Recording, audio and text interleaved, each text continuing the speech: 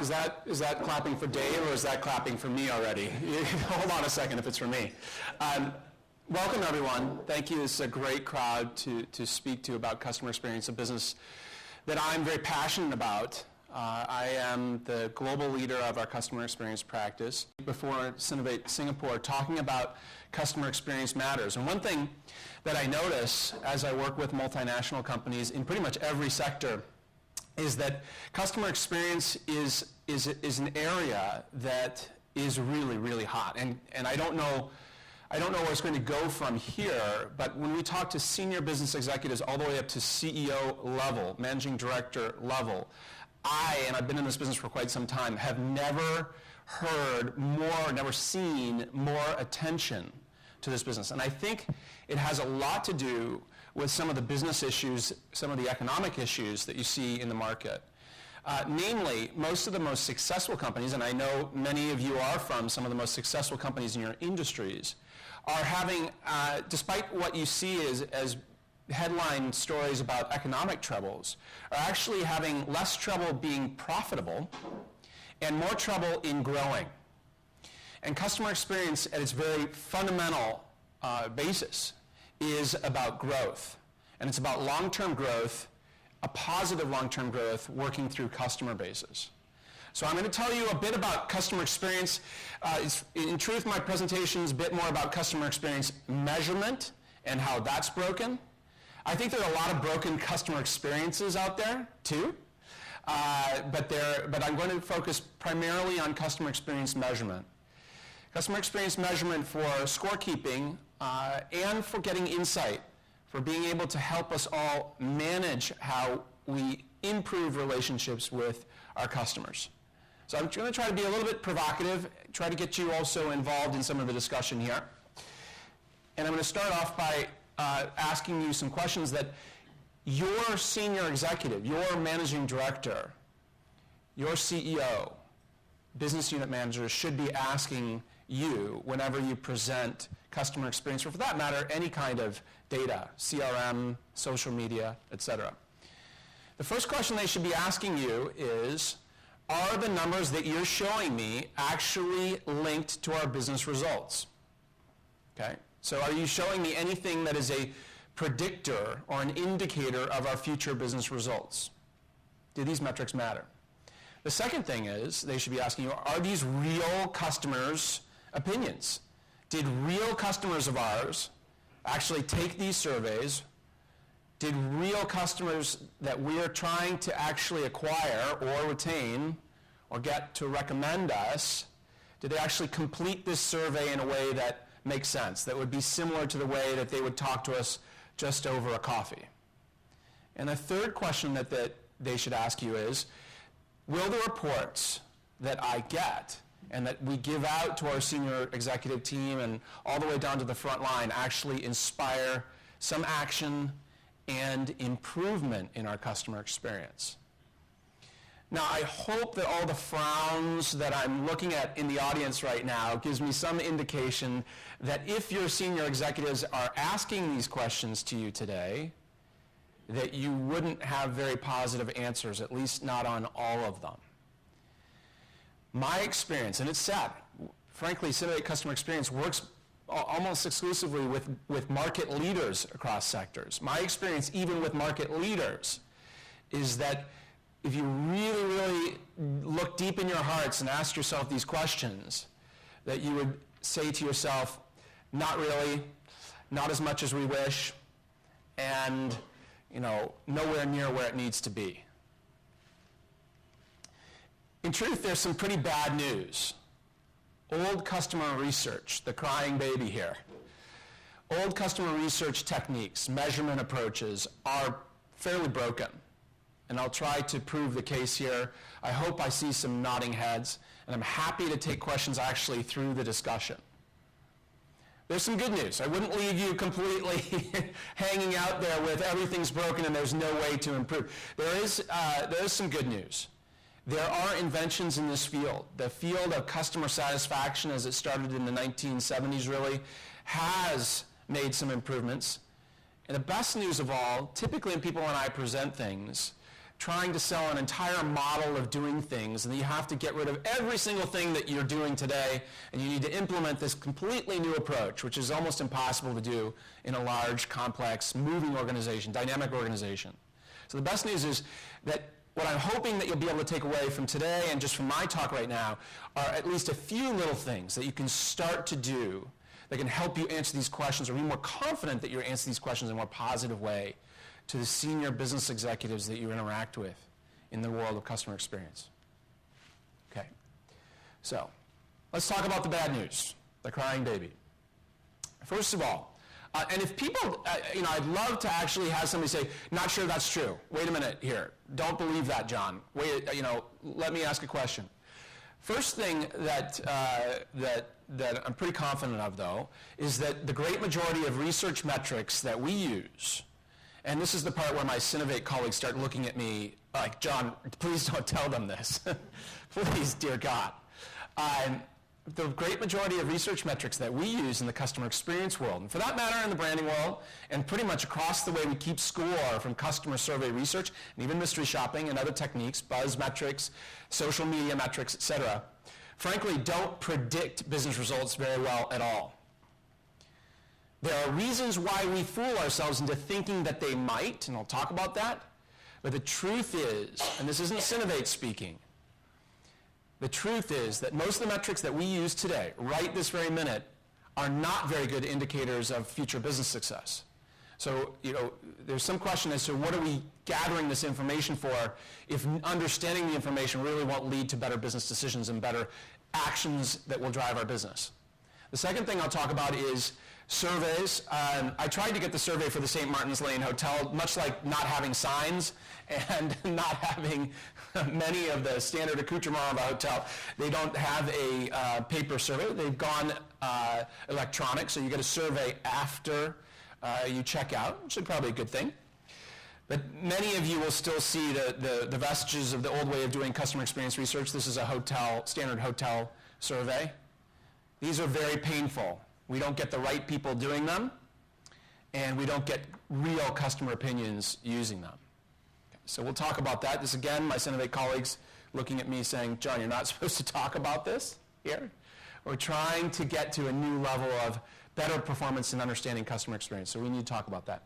And the last thing is, we'll talk about Angry Birds a little bit. Everybody know what I'm talking about when I say Angry Birds? A few nods. Anybody playing Angry Birds right now under the table? Okay, please. Dave mentioned something about your phones and all that. Last thing that my Synovate colleagues are going to frown at me about is research presentations are boring.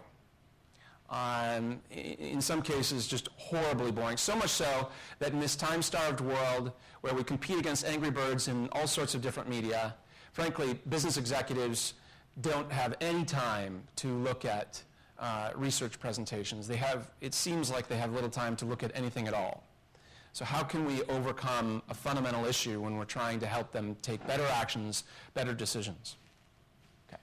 So some real reasons why the babies cry. Let me give you some data to support it. This is not just supposition. Let's add a little bit of fact base to what you may be you should be concerned about. The truth is that traditional metrics don't work. These are three of the most common traditional metrics that are used out there. Usually in the morning, I try to get people to raise their hand to admit if they're using these metrics. I'm going to be nice today. Remember me for that. Overall satisfaction, behavioral intention like purchase intention, and net promoter score. Maybe just nod gently if you're familiar with these metrics, and you just might be using them in your own current measurement systems. Okay, a few little gentle nods, good. Well, the truth is that the respondent level correlation, if you ask each individual about their satisfaction, about their intent to purchase, about their net promoter score, whether they'd recommend to friends and family about a product across a wide variety of industries, that the correlation between their answers to those questions and actual revenue, market share, share of wallet, revenue growth is near zero. Okay. Does this surprise anybody? It may surprise some of you. talking about on a respondent level basis. If you go ask somebody, hey, are you satisfied with this product? And then track to see what they buy next, or what they're doing in terms of recommendation, that the relationship between what they say and what they do is near zero. And this isn't Synovate saying this. So the references down here are all from the Journal of Marketing. The Journal of Marketing is probably the most respected journal in the world that will let market researchers sneak in there and publish. It is a peer-reviewed journal, and these are not Synovate authors yet. There's Ipsos authors here, and some of you may have heard about that news. But there are 3 different journal articles, and they're essentially over the last several years. And this isn't news that just came out today. This is not news that's super fresh. But over the last several years, people in our industry have come out and said, listen, enough is enough. Satisfaction, purchase intent, and recommendation are not good indicators of actual business results. Okay. I hope you're a little concerned now, because any measurement system that is based on these metrics is very likely to be creating issues in your organization as you try to take decisions, take actions to drive your business results. Okay. Another point of view, this is something that Synovate has talked about in the past. This is one of our colleagues, Deborah Hall. We haven't heard her too much because she's based in New Zealand. You can't, no matter how loud she screams about customer satisfaction, we don't all hear about it. It's usually because they're also always talking about the All Blacks, and we can't bear to hear about that too much either. But Deborah says here in a paper that she's published a few years back, and it's entitled The Great Customer Satisfaction Con. The Great Customer Satisfaction Con is aided and abetted more recently by the CRM industry, so we're not taking all the blame. Continues to make money from customer satisfaction surveys, all the while based on the flawed belief that satisfied customers will stay and dissatisfied customers will leave. It goes on and gets worse. I'm not going to read the entire paper to you. But she's taking aim at satisfaction specifically. And so I'll say, if you get upset at Synovate and say, well, wait a minute, why did you not tell us this before? We have been trying to say this. We have been trying to bring this news to the fore. We've been trying to tell people, and this is just another chance for us to tell you, listen, these old systems simply don't work. Now, if I were you at this stage, I'd either say, well, John, it works in my industry, or it's okay for us, or we've done our analysis, we've been able to use satisfaction or purchase intent or some other net promoter score or some other type of tool and use that successfully. It's been a useful tool for us. You also may say, well, what in the world are you talking about? Why? How can there possibly be this entire industry? We've talked to Synovate, we've talked to every research company in the world. How can they all be saying that these things are okay? Well, there are some fundamental reasons why these old metrics can't possibly work. And there's simple reasons why people have used them in the past. Frankly, the evolution of customer satisfaction didn't have to do with what we're using it for today. It sort of snuck up on us. It sort of snuck up on researchers, insight teams, people that are responsible for helping us understand customers inside the organization, whether they be in marketing or any function, in the strategic planning function. Old customer satisfaction metrics from the 1970s were really used originally just to make sure that each function in the organization was kind of doing their job, that they were doing okay in the call center. And frankly, most of these customer satisfaction surveys came from monopolies. And they came from governments asking the monopoly to prove, because there was no other system, there was no other options out in the market to understand whether the monopoly was doing what they were supposed to do by their customers, to prove that they were serving the citizen base in an acceptable manner. Started with monopolies, then transferred into businesses that needed to understand, hey, is my function as a monopoly within my company? I'm the only contact center we have. I'm the only person who manages customer service in this company. Is my function doing essentially what it's supposed to do? So the bar was set at a very low level, things like satisfaction, a very low level, to basically understand whether you're achieving some very necessary but insufficient levels of performance to drive business results. In other words, these measurement systems were not designed to what we're all using them for now. So in some sense, snuck up on us. It's not our fault. But it is our fault if we continue to use in the way to think that the way that customer measurement systems are being used today can work without changes. If we use our measurement systems, as almost all of the clients and all the companies I talk to use them as predictors of future business results and use them to improve our decisions and actions as relate to our customer base and even our prospect base, we've got to make changes. And why? Because these current systems have fundamental flaws. One of the most fundamental flaws is, and you look at a survey like this, it will start off, and ask yourself if your current survey is very similar. It will start off and it will say,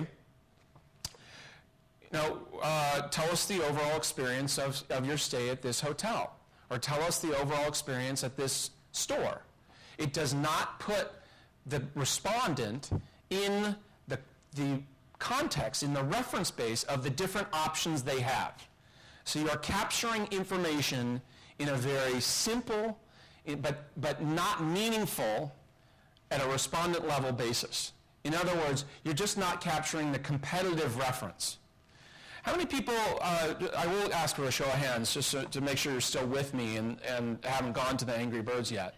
How many people have read up a bit or heard about behavioral economics? Reading up about, okay, good, thanks. So behavioral economics essentially, as I can tell, has stolen the thunder from market research, just done a bit better with their vocabulary, a little bit snazzier. They've won Nobel Prizes, which we haven't done in market research for quite some time, maybe ever, actually, now that we think about it, by just saying that they're economics, the dismal science, and then putting a new word ahead of it, behavioral, and getting some kind of flowery language about it. One thing that the behavioral economics people will tell you, though, is you need to understand the context in which people make decisions. That's what they say about economics and the failure of Keynesian economics, that there's no understanding of the context in which people make decisions. Well, market research and customer experience research fell into this very same problem. No context in which people are making decisions. So if you want to understand whether people are satisfied, recommending, or purchase intent, you need to do that based on the different options that they have. So that's one of the fundamental flaws with most systems today. The second thing that we don't recognize in most of the systems today, and the reason why those correlations can't positively be good on a respondent level, is because they don't recognize barriers to switching, right? Okay. In other words, they don't recognize the difference between attitudinal loyalty, whether attitudinally I want to do something, and whether behaviorally I can or will do that thing. How many of you would say, listen, we have customers to this right this minute that we know do not want to be customers of our business? Just a couple. Some of you are lying, I can tell. All right. Because I'm raising my hand for Synovate. All right. We know. We've got them. We even have some of you. Not you, Andy, all right? You've got to speak later today, so I don't want to hear it from you yet, all right? You've got at least a couple hours before you tell us that story. But the fact of the matter is that there are massive barriers between both positive and negative, between the way people think and feel and how they behave, right? Now, I don't want to get too Dr. Phil on you straight away, or whoever in the UK has got that job now, but you can take all of the things that I'm talking about on a very personal level. So you just reflect for a moment. There are people out there that can be your friend that may not want to be your friend, or people close to you and your family that you may want to jettison, but you can't, right? So there's a difference between the attitudes that you have about things and people and businesses and the way you actually behave.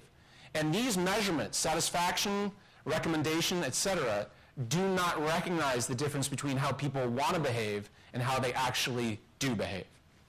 Next point. I've talked about respondent level.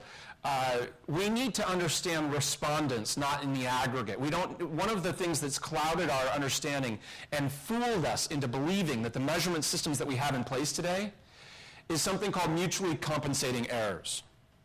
So it's when we have a positive error in one direction, negative error in the other direction, and on average, everything looks like it works together. Got an example in a second. But we need to move away from looking at big pictures in an aggregate, looking at our customers in an aggregate, and actually trying to understand, respond on a person-by-person basis, on a customer-by-customer basis, exactly what people's experiences, how that's leading to attitudes, and how that's driving their behaviors. What am I talking about? Let me give you a quick example of some research that we did at Synovate. This is some of the simplest research that we've ever done. We asked people, are you going to buy a microwave in the next 18 months? Yes or no? 9% of the people reported that they were going to buy a microwave. That's purchase intent. 18 months later, we asked people, we recontacted them and said, did you buy a microwave? 7% said they did. In a purchase intent study, in a very simple study, you'd say, wow, intent to purchase microwaves approximately, it makes sense, because 9 people said they would and 7% people did. The problem is that only 26.5% of the people that said that they would buy a microwave actually did buy a microwave. So, mutually corresponding errors, and this happens over and over and over again. Whether it's satisfaction, whether it's recommendation, whether it's purchase intent, whether it's any of the measures that you're looking at that are simplistic, that don't recognize competition, that don't recognize barriers, that you may have been led to believe that they work, because in aggregate they do. The problem is, the moment you try to model the drivers of that aggregate, the moment that you try to segment that base of customers, the moment that you start looking at the 9% and saying what drove those people to intend to purchase, let's do more of that, you're most often going completely wrong direction. If you took that 9% and you asked them, well, why do you intend to purchase? And then you went out and redesigned all your microwaves to react to that, you'd completely missing the boat, okay? If you took the 26.5%, you'd be missing it. So we are fooled time and time again by the mutually corresponding compensating errors that we have in aggregate data. And I'd ask you, whether it's CRM data or whether it's customer survey data or it's mystery shopping data, get into understanding your respondents at a respondent level to be able to rectify this severe problem. How else can you resolve it? Let me go back to the hotel example here, because these are back to the simple things that you can fix. Okay? All right. 2 customers, and this is very simple. A quick show of hands. Who is using NPS, Net Promoter Score, in any way, shape, or form? Don't be embarrassed. It's okay. I won't call you out personally. Oh, you? No. Okay, good. So one of the fundamental flaws of the NPS score is simply that we forget to ask, would you recommend the others? We have a recommendation score. Would you recommend, let's say, the St. Martin's Lane Hotel? That's a sort of helpful piece of information. But if you don't know whether they'd recommend the Intercontinental Hotel, the Four Seasons, the Halkin, and the Metropolitan, you don't start to understand anything about the way people will behave in the future. So take a look at this, the exhibit here. Very simply, you could have 2 hotel customers that are rating the St. Martin's Lane Hotel, right? Both of these hotels could have a 1 to 10 point scale, any question in the entire world. Let's pretend that these 2 different people gave 9s out of 10. If I blacked out the rest of the data on the right, what would we say? We'd say, these people, 9s out of 10, that's great. They must love the St. Martin's Lane Hotel. I would expect them to recommend us, to come back, to do all these really positive things. Because these metrics, by the way, are almost always very correlated with each other, these simple metrics. The problem is, really easy to see, if we ask those 2 people to rate us, to give the same exact 1 to 10 rating for the other hotels that they're considering to stay in. Obviously, at that stage, there's a difference between customer A, who would also give very high ratings, an 8 and a couple 9s to the other hotels that are in their consideration set, versus the customer B, who has a rating score of 9 versus some 3, 6, 7, 8. We know at Synovate that this ratings turned to rankings really drives the way people behave in the market, and that your correlation between the way people rate performances in the context of the other options that they have leading to ranking actually is a far greater indicator of what they will do in the market. So I hope this, I don't mean to be complex. This doesn't mean that you have to spend a huge amount of money more with Synovate, unfortunately. More frowns from my colleagues at Synovate. All it means is when you ask somebody a question, ask them what are the other options that you have. And tell me how you're thinking about those options.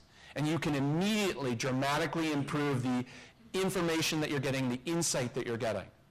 So, these are made up numbers, but you can guess that the share of wallet, the share of stays that somebody would have for customer A and customer B are dramatically different. But right now, today, I would bet most of you and many of the people around the world and almost every hotel chain on planet Earth is just looking at the information over here on the left, and they are just getting, then they're asking some other sample, completely other sample. So I don't want to hear you, well, John, we have competitor data. You have to have the competitive context in each respondent. It's not fair to do what people do today, which is, okay, well, let me get a sample of my customers, and let's go out to a sample of competing customers, and then try to compare those. That falls prey to the same exact issues. You need to understand and model on a respondent level to be able to understand what people will do in the market. Second thing I talked about is the barriers. So regardless, let's pretend that both of these guys, customer A's and customer B, are like Synovate, corporate hotel policies. You can only stay. I mean, believe me, I would have very much liked to stay here at St. Martin's Lane Hotel. That would have been convenient. I think it would have been pretty comfortable, and I did not stay there. About 3 times over the price that I ended up in the somewhat shoebox-oriented room near the office. There are barriers for me. There are barriers for everyone. So in this hotel space, these people could have given those 9s, still doesn't matter. We could still have collected these different consideration set brands. But if there's a corporate hotel policy and they're taking a business travel and they must stay at one hotel, that doesn't matter. They're not going to behave the way you might think from their initial ratings or their initial attitudes, regardless of the question that you ask them. We need to understand the barriers between people's attitudes and how they actually behave. So I talk a lot, is there anybody from HSBC here today? Yeah, okay, good. I talk a lot about HSBC. I travel a lot. I spend a lot of time looking at HSBC in airports. I'm always amused by the clever adverts as I'm getting on the plane and getting off the plane. And I've served HSBC as a client for many years. I've wanted to be an HSBC customer, but I'm based in Chicago. And the only ATM that really works for me for HSBC is about 40 miles from my house. So despite the fact that I have very positive views, attitudes about HSBC, and I would like to behave positively, I would like to have my current account there, I have a fundamental barrier of accessibility there. So in each and every one of your businesses, I'm sure you could come up with those barriers where people, you know that you have customers that really love you but aren't customers. Similarly, you know that people really don't love you but they are customers. We need to understand those barriers between attitudinal loyalty, their attitudinal affiliation, and their actual behavior to be able to get a predictive model. Okay? Lastly, I think I've talked enough about respondent level basis, but each one of these, if you start understanding people's respondent level, as you would sitting over a cup of coffee, and you're able to aggregate those respondent level models, you will be on the path to really understanding and forecasting, predicting what your customer base will do. Okay. All right. You may have talked to Synovate about this before. When we make these changes, the correlations move from almost 0 to almost ludicrously high. So these are some simple changes that you can make, adding the competitive context, taking into consideration barriers, modeling on a respondent level instead of getting these mutually compensating errors, and the results that you can get, this is at a respondent level, the results that you can get, understanding and predicting share of wallet, market share, revenue, and revenue growth are almost unbelievable. I would say, if I didn't know this had been published, that it wasn't a black box, that we had awards given to us that have been public, I myself would question it. I still sometimes wonder how it can possibly work this well. But to me, intuitively, making the adjustments from the old way of measuring customer experience, makes sense that we're going the right direction. What I'm showing you here is not only is it going the right direction, but it's actually a great direction. Okay, so that's the first bit. Second bit that we can't get away from, though, is that we still have a crying baby, and surveys are painful. How many of you have taken any of these surveys lately? Okay, I was about to accuse you of being crazy. There's some researchers here. So you just do this to torture yourself or to say, well, it's kind of fun, a little bit. How many of you are business travelers? How many of you go to business hotels? How many of you have been served these questionnaires and just ditched them? Yeah. How many would you say, just, 1, 2, 3, 4, 5 in the last month, how many surveys have you been sent that you did not complete? Put your hand up, like people up to 5, more than 5, 10. We've got a winner here. What are we giving? Are we giving iPhone 5s away for? We got over 10. Yes. There's something fundamentally wrong with customer research, right? The response rates to surveys are lower than they've ever been, and we just chase the dragon by launching new modalities for pestering people into doing surveys, right? Because the next thing that you're going to get is the mobile survey, the smartphone survey, the proximity-based survey. Has anybody seen Minority Report, where the main character is Tom Cruise is trucking down the street and people are yelling at him from every shop? Many of you are retailers, so you're looking forward to that future. You're like, this is going to be great. It's not going to be great. You're going to be shoppers too. But that's what we're looking forward to, in the survey research world, because the response rates for when we move from hassling people on Sunday afternoons on the phone to hassling people at work with their email to hassling people as they're wandering down the street, the response rates will continue to decline. And we can't improve those response rates unless we make some fundamental changes, not in the modality, but in the actual surveys that we send to people. The reason why we think at Synovate people don't take the surveys is that they're a hassle. They're a pain. They look like this, right? Or they look like this. This is an example of the hotel I stay in Hong Kong. They ask you a bunch of irrelevant questions. They ask you, all of these surveys ask about the spa. I would love to go to the spa. I am annoyed every time they ask me to rate the spa, knowing that I'm never going to the spa. Not only did I not go to the spa, I'm never going to the spa. And then this one's one of my favorites because they ask 4 questions about the shower head. Were you pleased with the shower head? Were you pleased with the water pressure of the shower head? I'm not making this up. Were you pleased with the water dispersion? Were you pleased with the water temperature? I take about a half a page here on the shower head. I guess somebody really cares about the shower heads in this hotel. But what we've done is irritated people by creating these monstrous questionnaires. And many of you have felt the pain of somebody who's pretty senior, and they've run you up just when the survey's about to go out again. And I know all of my Synovate colleagues are going to nod their heads now. Can we just add this one more question? Can we just, and it's always some crazy question. Like, it's not just something that, you know what, that is a great question. We should add that in. But they come in, can we just add this more question? And it turns these surveys into these really obnoxious and really confusing and all over the place. This has Chinese, so it makes it even a little bit trickier. But with scales all over the place, we're doing all sorts of things to try to get people to respond to these questions and get information back to the organization. And we end up with all this irrelevant information that what do people do? What do I even do? If you, for some reason, get fooled into taking a survey, you kind of go to the first one, and you write down your answer, and you go to the second one, and then you just start filling in things as fast as you possibly can, right? You just kind of like tick, tick, tick, tick, tick, tick, tick. Maybe if you're really bored, you make some pretty design, or you do something special there. But you're not thinking through each and every one of those questions. Now, that's if you do the survey. The fact is that the sample of the people that are actually taking your surveys, I think you might be a little afraid of knowing who those people are that have the time. But I can tell you that for business hotels, let's just stick with some business that you guys aren't in. With business hotels, it's not business hotel goers, the ones that they want to have the survey filled out by, that are filling out the surveys.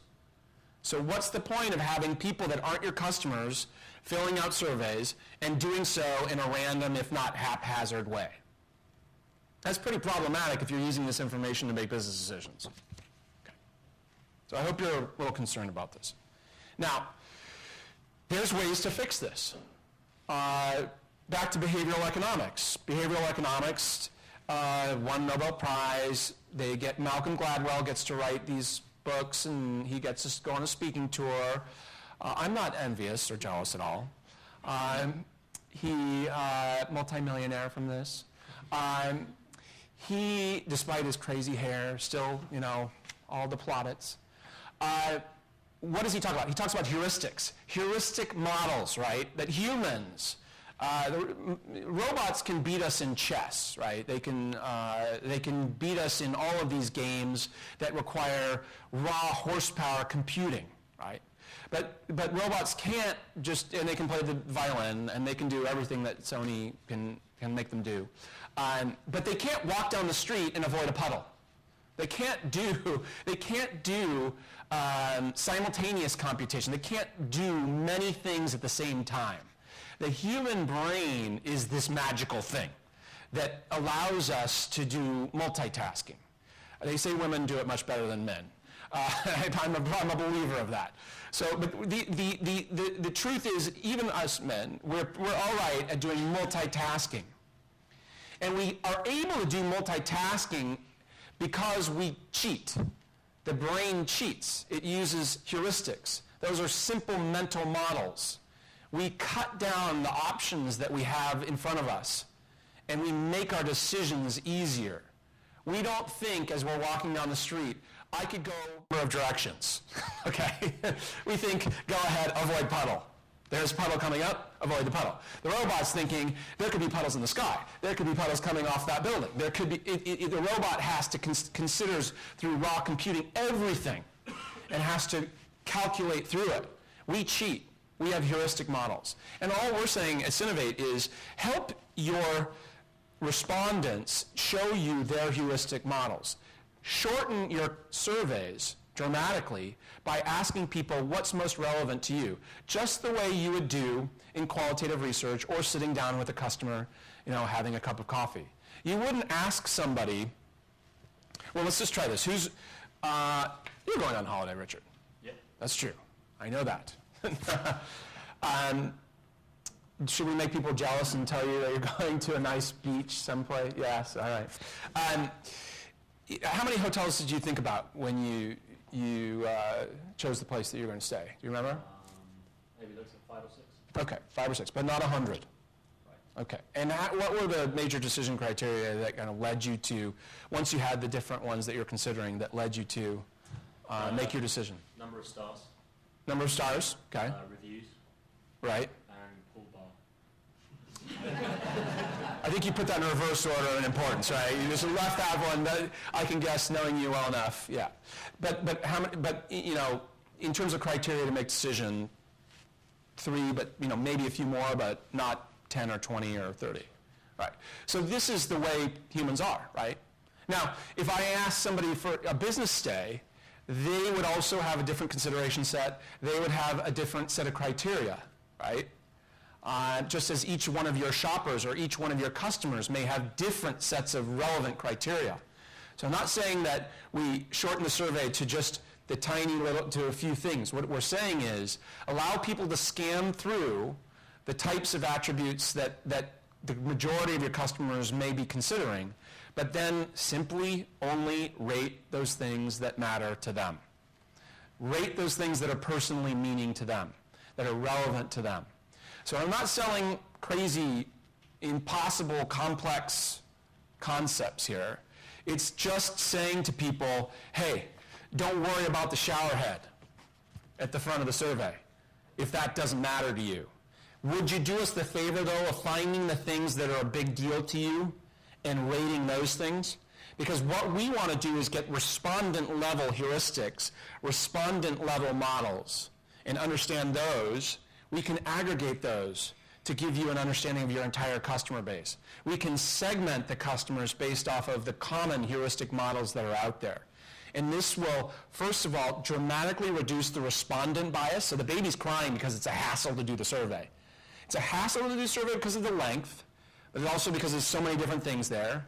And it's also because it's annoying when there are irrelevant questions and people kind of make you feel like you should answer them all. Well, let's just stop that. Let's just say, tell us what you really care about, okay? All right. By the way, when people do that, instead of filling out this survey and just going randomly through it, you put a magnetic resonance imager on people's head, and if they go through surveys of things that are relevant, they actually think. They actually take the time, more time than they would, and they give you differentiated responses, which means you don't have to goof around, as many researchers do, with changing the scales from, well, you know, the 7-point scale is not doing it, let's do 10. Well, what about 100? Or maybe a 1,000-point scale will get us some differentiation. Well, is there a 1,000,000-point scale? Can we do that 1,000,000-point scale? Is that is that an option? No. Once you get to actually asking people that are relevant to them, you can use a 3-point scale. And I recommend this 3-point scale. Same, better, or worse than the competition. Because that's what really matters. Back to the competitive referencing frame. Who are the people that really matter to you? What are the different retailers that you buy shoes from? Are we same, better, or worse than the things that you care about? I'm going to tell you there's some bad news here. You're going to see a whole lot of same. But it's also the opportunity to put real simple data in front of people, not 3.67425, and have them argue about, well, should the target really be 3.467428? But instead, the percentage of people that say that we are exactly the same as the competition versus the percentage that says that we're better versus the percentage that we're worse. Same, better, worse. For those of you that are working in multinational environments, who's doing survey research in multiple countries or mystery shopping in multiple countries? So I'll tell you right now, your scores in Asia, low. In Brazil or Latin America, fabuloso. Why? People use the scales differently, right? They completely use those scales differently, whether it's a 1 to 5, 1 to 7, 1 to 10. And people who haven't done this type of work always have consternation because they're like, what's happening in China? We can't possibly be doing this poorly in Japan. And, well, at least the guys in Mexico are happy. It's just not the case. But if you move to a same, better, worse scale, you're going to immediately wash out those cultural biases. And by the way, that also can improve through all your demographics. You get some of the pensioners who suddenly either become crotchety or pleased with certain services. You're going to be able to look through all your demographics and wash out a lot of the false differences in the way people are using rating scales. Okay, last one. Actually, I will tell you about this really briefly, and we're going to talk about this in another paper. One of the things I do like about the shower head bit here is most of the survey questions that we ask are about cleanliness. Go back to the hotel example. Many of you are asking survey questions or doing mystery shopping about very basic attributes. And then the people that you give that information to come back and say it's inactionable, and they do nothing. And you say they're only not taking action because they're lazy or they're just good for nothing. Well, that's true in most cases, in many cases. But the fact is that it's inactionable. Very simply, I'll walk you out here and we can go talk to the GM, the general manager of the St. Martin's Lane Hotel, and we'll tell them that they need to make the hotel more clean. And you will watch as he or she punches me in the stomach. Because they'll say, where, when, how? I only have so many people here. Should I be making the glasses that I serve the orange juice in the morning clean? Should the front glass in the window be clean? Should the carpet in the entry be clean? There's no way that I can make everything clean here. Telling me that I need to be more clean doesn't help me. What I'd suggest to you to overcome the issue of survey boredom and malaise is to get to the next level of focus, the moments of truth, the actual moments in experiences for your shoppers, for your customers that matter. Get to that level of detail. We know in hotels, for example, that cleanliness exists across a lot of categories for a lot of hotel goers. In the moment that they first check in, get their key card or a key, they go up to their room and they tick that in and they open their door. That there is, as you put, again, a scanner on their brain, magnetic resonance imaging machine on their brain, that is when cleanliness pops. That more than any part of the experience, that you have to be there and you have to get that clean. You have, and when you tell the GM here, you know, if you get that clean, you will get credit for clean. You can do a lot of things that are unclean in a lot of crazy ways and still be credited with clean if you get that moment of truth right. So the next thing I'll just say to you is get away from these broad attributes that truly are inactionable, because the person, the hotel manager, the store manager, the people in your different business units cannot take action on these generic items. All right, last one. We've moved from the baby crying to me crying. And this is me in front of a bunch of reports. This is where I get back to Angry Birds I mentioned before. And this is where I never get invited back to Synovate UK again. My esteemed colleagues, and even me, if I bring you a presentation, I will allow you to have what we call the Angry Birds Challenge. We'll give you an iPad, or you take your own iPad, or you take your iPhone, or whatever you have, and we'll set the presentation, whether it's a document or we're about to set forth on a presentation, and we'll set the Angry Birds next to it, and you get to choose whether we present for the next half an hour information critical to your business that will, if you take action on it, will drive your business success, or you can play Angry Birds. And I think we got another option where you can do both, because I think most people are multitasking these days, so that might be our get out of jail clause. But the fact of the matter is that presentation, we're competing against Angry Birds, we're competing against video, against time starvation, against all sorts of media, against every single day there's something that is grabbing the attention of the people that we're trying to influence. And if we continue to present research in the old, boring, just paper way, or boring presentation way, we will not get attention, we will not get consideration of the ideas that we have, and we will not get action. Okay? The people, I was with I was in Asia, I mentioned, I was with the CEO of Adidas, Asia business. And we do mystery shopping. I'll be very open. We do mystery shopping there. And he had, actually, as I turned up, our mystery shopping reports, which were about that thick. We thought we'd done a really good job because they were that thick. And he had put them next to his bin, to the rubbish bin, in his office. He had a really cool office. And he put them next to the bin. And he said, oh, it's good that you're here, John, because look, I put them right next to the bin. And he said, and the reason why I put them next to the bin is because they're too big to fit inside the bin. And I said, it's not for recycling? He said, no, because I'm very angry about these reports. And he said, because you guys aren't performing so well? Said, no, because I actually haven't read the report. I can't even bear to turn the top page, because these presentations that you give us regularly are so boring that I'm tired of it. I can't even bear, I can't even go through it anymore. I don't want to deal with it. It's impossible to interpret. The headlines that you give us don't seem to be linked to the data. I'm not confident of any of this stuff. And the teams that I work with also, they don't seem to be confident to take action. I have nothing I can take to my store managers that will actually drive them to behave differently. So that meeting started off pretty badly, actually. But it is the way that people, CEO level, managing director people, are taking paper reports and generally boring presentations. There is a better way, and I'm going to leave it to later on. This intellection system, which is it's not Synovate, it's not owned by Synovate. It's a separate company, but we work closely with them and designed intellection reporting for many of our measurement systems, is a different way. And it does overcome, and it's not just an online portal desktop reporter. So I'll ask that somebody take a look, that if you're interested in trying to see information the way you can interpret it in a way that I've never seen before, and I grew up in California and I kind of got all that computer stuff really, really early, been looking for something like this for a long time, then how to look at intellection. Essentially what it does is it puts old people out of business, old researchers out of business.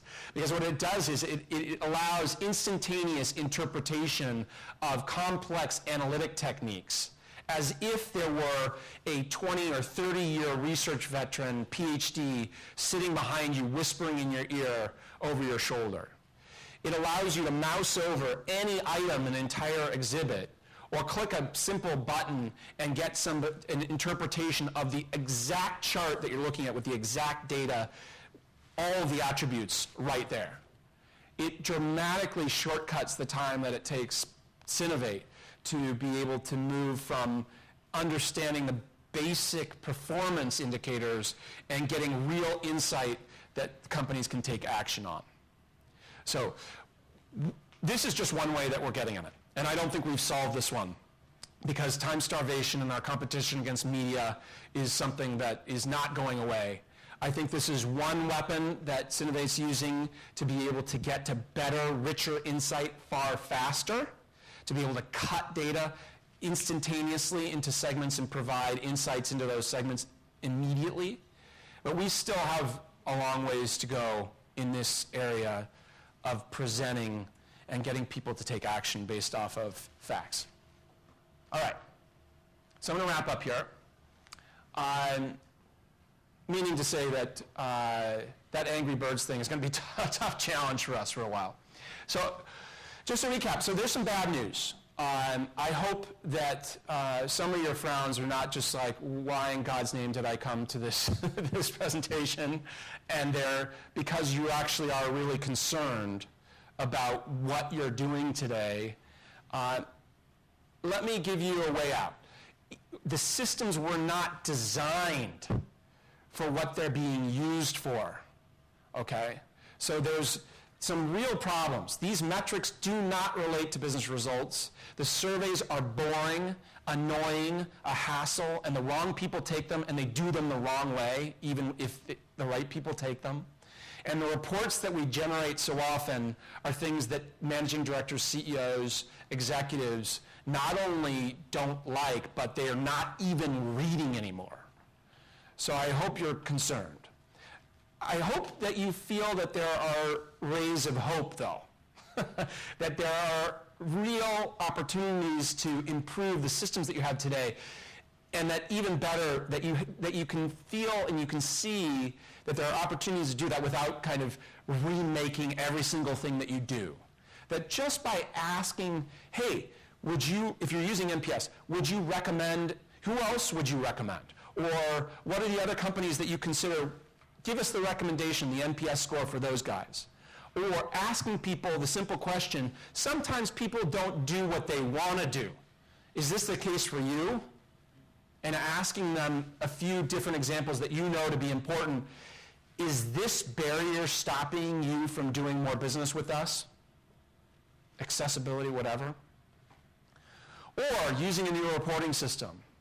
I hope that you can take away just a couple things that you can start to think about, that you can start implementing in your system that will help you answer those questions that business executives should be asking you, which is, does this really help us drive our business? Is this really going to improve our customer experience, this stuff you're giving us, and actually improve our business results?